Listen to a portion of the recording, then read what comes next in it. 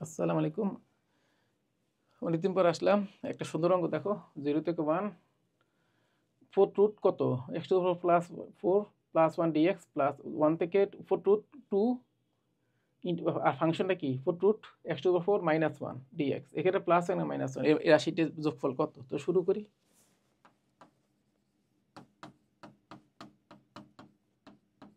তো কি করব, এটা এরকমই থাকুক, x to power plus 1 dx, এই প্লাস এটাকে লেখা যায় 1 2 থেকে 4 x to the power 4 minus 1 4 dx। এই এখন একটা কাজ করি, ইউভি ধরি, এটা কিউ আর 1 কে ধরি ভি, মানে আসলে dx কে ধরি ভি, তাহলে কি হবে x to the power 4 plus 1 to the 4 into x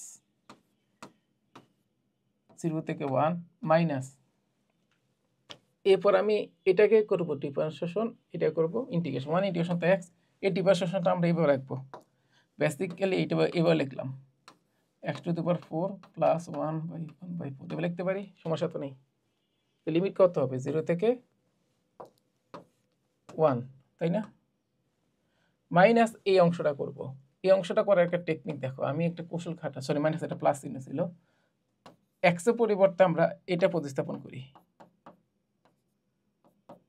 এখানেও তাই এক্স এর পরিবর্তে আমরা প্রতিস্থাপন করি, এই যে এটা, মানে আমাদের লিমিট কি 1 থেকে এত না, আমি করছি 1 থেকে কত এভাবে রাখলাম, সবই ঠিক আছে, কিন্তু চলক ছিল এক্স, এখন চলক নিয়ে গেলাম এটা, তাহলে এখানে চেঞ্জ করতে হবে। এখানে চেঞ্জ করলে কি হবে, মানে আমি যদি এখানে পাওয়ার 4 করি তাহলে x to the power 4 plus 1, x to the power 4 plus 1 minus 1, আর ডি অফ কত থাকে 4 root x to the power 4 plus 1, এটা না?